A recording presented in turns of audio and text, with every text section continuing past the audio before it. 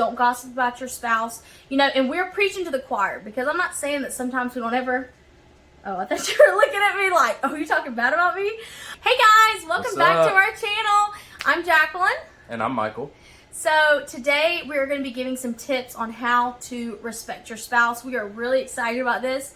We sat on the couch, kind of like diving in deep on like what we wanted to talk about, some really good topics and some things that we've learned over the years. So we think this could be very helpful to you guys. So please go ahead and like this video, subscribe, hit the smash button, and let's get on it. The stars, 'cause we're aiming high.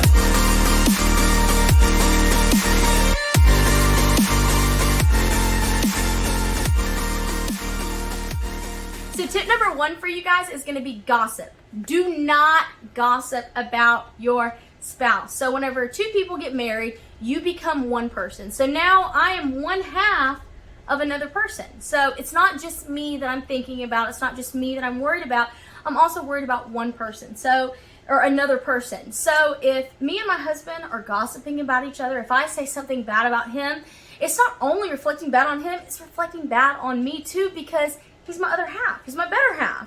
And, I'm not that much better. But whenever, no one is going to respect you or your spouse if you're both talking bad about each other. No one's going to respect your marriage. And I think that's just a really big thing is, don't gossip about your spouse. And we're preaching to the choir, because I'm not saying that sometimes we don't ever... Oh, I thought you were looking at me like, oh, you're talking bad about me? But I think we both can kind of lose our cool sometimes and maybe want to vent, to someone else. But for the most part, like, people need to know that you guys are a home front, you're a team. And, I mean, that's just a really big thing. It helps you respect your marriage more. I agree. Yep. Another thing that you can do is praise each other in each other's absence. You make the other person feel special and wanted, and not just like, oh, you're not here, the party's just going to go on without you. No, you want that other person to feel like, you are my better half, you're my other half. Like, without you here, I'm not whole. And that's not a stage 5 clinger kind of thing, but when you do get married, you are each other's halves. Mm-hmm. So making the other person feel like, hey, I missed you, like, I'm so sad you weren't there, I had a good time, but it would have been better if you were there. Like, it's your best friend. Like, it's your best person. It's your person. You're supposed to make them feel loved and, And I could attest to that, because there was one instance probably about a few weeks ago where I had to work night shift, and my wife and her family, well, it's my family now too, her family went out to eat at a really nice restaurant with really good food and yada yada yada, and everybody was asking about me. Yep. Where's Michael at? Where's he at? What's he doing? Why didn't he come? Yada yada yada. Yep. So I don't make that up. Like, literally, my grandpa asked where Michael was. My grandma said it's not the same without Michael. And even my dad was asking about him. Like, my family loves him, and I don't know why. And that came over time, So we're not trying to sell you some dream like it's always just been peaches and cream. But, I know it felt good. Even though he couldn't be there, I let him know, like, hey, your absence was definitely noticed. You were missed. People wanted you there. And, I know it made him feel good. So definitely want to praise each other and, make each other feel loved and all that kind of stuff. So you get what I'm saying. So like I said, it's not always going to be peaches and cream and, everything, sunshine and rainbows and everything's great. Sometimes you're going to need to reach outside of your marriage, not to other people that are our own age and, different genders, but to elders, like to mom, to grandma, to, father-in-law, all that kind of stuff, and say, hey, this is what happened. I need some perspective. Was I wrong here? Was I right here? What can I do in this situation to kind of change it? You know what I'm saying? Versus just, guess what he did? Guess what she said? I know you know what I'm talking about. But to gain perspective without faltering to bad-mouthing your spouse. That's right. Yep. And it's a huge thing. And like I said, it's still a work in progress. We're preaching the choir here, but it's a good thing that's really helped our marriage, and I think it would yours too. I feel like, we've been married 5 years now. We'll take a little pat on the back. And we've still got a lot to learn. Yep. Like, but we have learned for the most part, we don't, even when we're fighting or arguing, we don't badmouth each other behind our backs, because we're eventually going to have to come back together and have a discussion. We're married, we have kids, yada, yada, yada. So, I know it's easy to just ramble off to so and so about what your man did and yada yada yada, but it's not constructive for your relationship. Right. Absolutely. And you know what? Here's a little bonus tip for you. At the end of it all, when you badmouth your spouse, you're going to have to come back to them at the end of the day and have a discussion about that. If you don't want bitterness and anger to grow in your marriage. Up, exactly. To build up. So it's better off to just not do it so you don't have to apologize for it later. So, yep. All right. On to step number 2. Step number 2 for you guys is going to be protect your spouse's heart. Okay? Protect their heart. It may sound kind of cheesy and dumb and like that's such a simple step, but it is really, really huge. Biggest thing when it comes to protecting your spouse's heart is think about their feelings. Yeah. Think about where you are, who you're with, who's around you, not even in your clique that you're with. Think about all of these things before you even go out and decide to do these things. Yep. And if you go somewhere and you don't feel comfortable that your wife would be there with you, you probably shouldn't be there. Yep. 100%. Yeah. 100%. And that was the biggest thing. Our first year of marriage was really rough. I mean, we did not think we were going to make it. But when we made this change in our relationship, it changed everything for us. Of thinking of the other person. Yeah, I may be having fun and having a good time.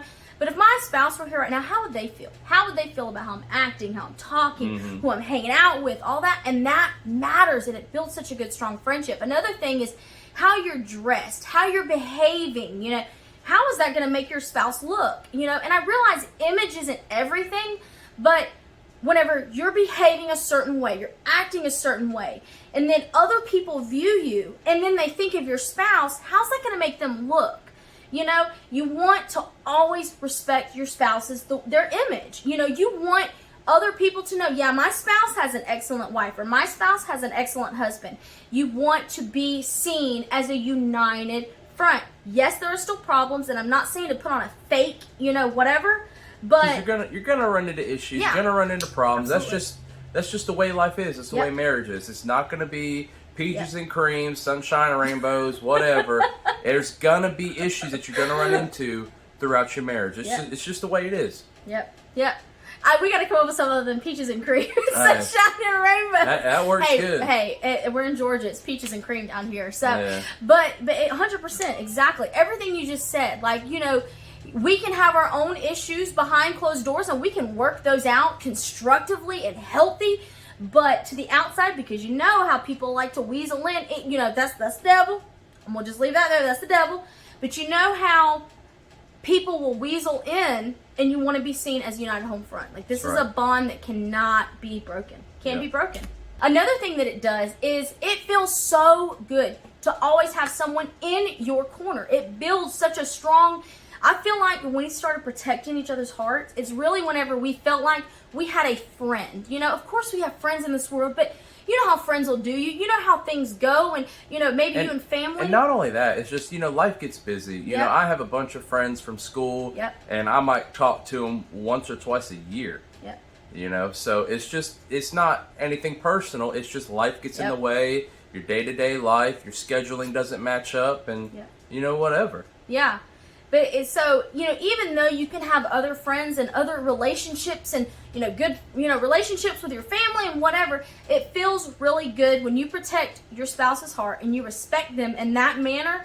It feels good like, hey, even when I'm not around, you got my back and I got your back. It builds such a strong bond, friendship, united front. It's a good feeling. It's the best feeling in the world. We've done it the other way. And we've done it this way, and the other way don't work out. Yeah, it doesn't. We're here to tell you. No, it does not work. Don't do it. Take this advice. Respect the heart of your spouse. Okay. Not trying to tell you what to do, but we've done it and it didn't work. Yep. So just take that with a grain of salt. Yeah, it did not work, guys. It did not work. It's so much better on the other side. Yeah. So much better on the other side. 110%. It's not peaches and cream all the time, but it's so much better. Or sunshine and rainbows. Or sunshine and rainbows. But it's so much better on the other side. So we're going to come to you guys with step number 3. So step number 3 for you guys is going to be speak your spouse's love language. So Michael's love language is definitely physical touch and words of affirmation. I'm definitely feeling loved right now. Yeah. So whenever I learned this, it blew my mind because it all kind of started to make sense to me You know, because Michael's always been really good about, you know, telling me, you know, babe, I believe in you. I trust you. You're so this and you're so that and you're so beautiful. And it's For the record, all of that I said to her was true. Yes, it was true. How I genuinely felt. Yep. Okay, continue. But that's how he shows love, because that's the way he wants to receive love. So it's sad to say, and I hate to say it, and I love him, and I'm thankful that I have a husband that's willing to affirm me. But for me, it just kind of goes in one ear and out the other. He can tell me, "Oh, you're so beautiful," and I'm like, "She don't listen to me." Exactly. That's exactly it. I'm just kind of like, yeah, whatever. Like, I believe in you. You can do it. I'm like, oh, whatever. It feels good to know someone's got your back, but it just doesn't penetrate the heart. Versus whenever I look at him and I'm like, babe, I love you so much. Like, I'm so thankful for you. You do, you know, whatever. And I tell him I love him, and I put my hand on his shoulder, like, boom, his love tank is good. He is Slap good. full. Slap full, right. So whenever we learned that we had different love languages and that we had to kind of adjust and become bilingual, it did a lot for us. It really helped a lot. So it's definitely not easy, but establishing that in your relationship, Yep. understanding what their love language is, it makes a world of difference. Yep. You know, like my wife's love language is quality time. She loves quality time. And sometimes, you know, I might be working a lot one week or whatever, but I can't provide her with that quality time, and it takes a hit at our relationship, but you also have to make those promises, because you know you have stuff you have to do, you know, you have bills to pay, you know, whatever. Just set that expectation that, look, this week might not be good, but next week I'm all yours. right, exactly. And I love it whenever. And I know that from experience. Yep, absolutely, 100%. Whenever he lets me know, like, I love to know, like, okay, are you working this day? Like, you're supposed to be off this day. Are you covering some vacation? Like, what do we have going on? Do you need to go here and do blah blah blah?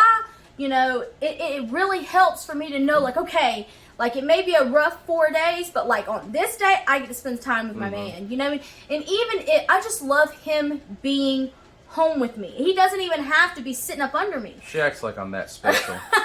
He is, guys. He's great. Like, he took some polishing and, you know, some work, but we both did. But, you know, now he's my best friend. He genuinely is my best friend. As you are mine. Yep. Aww. But even for him to be outside cutting grass, or me inside doing laundry, or, you know, him feeding the baby and I'm mopping the floor, whatever it is, even if we're just living life together, I love having him in arm's reach where I can tell him something, ask him something, you know. I love having that quick access to him. And, you know, even though for him, I know he loves spending time with me, but he would much rather me say, I love you, I believe in you, versus spending time with me. But we both had to kind of understand, even though he may want to go and do something this day, or, you know, he's got this day off, he wants to do his own thing, or, you know, maybe wants to pick up that extra vacation day. He knows, look, okay, I've worked, you know, this, or I've spent this much time away from my wife. Like, I need to give her some time. And him being selfless in that and saying, my wife needs my time, she needs me now, you know, it's been huge for us. Yeah. Another thing is that it just makes you feel more fulfilled in your marriage when you're both speaking each other's love languages. You know what I mean? Yeah. And that's why you see so many relationships, they fail. They either end up in divorce or affairs or, you know, what have you. You know, you have to do your part in your relationship and express your partner's love language, because not only are you husband and wife, you're partners in this life. You're going to know them longer in your life than you didn't know them. You know, and that's hard to believe. It's hard to wrap your mind around, but, you know, we hear people married 40, 50 years, and, you know, they were younger than that when they got married. Like, you know, whatever. And that's what we talk about that all the time. Like, it's crazy to, you know, we've known each other without each other more than we've been together, but pretty soon we're going to come up on where we've been together longer than we've been without each other. And why spend that time miserable when you can spend it fulfilled and happy and, you know, truly, and being productive in your relationship. Exactly. Not just becoming stagnant and not giving forth the effort, because just because you got the woman don't mean that you need to stop loving her and stop expressing your love for her and finding new ways to make her happy or make her smile. You know, there's a lot more to marriage than just a little piece of paper that says, hey, she has your last name. Absolutely. It's a commitment. Yeah. And it's a relationship, just like any relationship. Relationship with your mom, your dad, your friends, your, whatever. It's a relationship, and it takes constant work. And I will say this right here. Me and Michael doing all these things, respecting our spouse, bragging on them whenever they're not around and thinking of them first and all that, it's done so much that it gives me a confidence. Even if I'm not confident in other things, physical, financial, whatever, it gives me such a confidence to know I am a good wife to my husband, and my husband is a good wife to me. A good husband to her. Not wife. A good husband. It gives us such a good feeling to both know that we are loved effectively, and we also love each other effectively. That's right. Yep. 100%. So I think that's it. You got anything else to add? No. So thank you guys so much for watching. I hope you guys found that helpful. Please like and subscribe. And until the next one, see you guys later. Bye.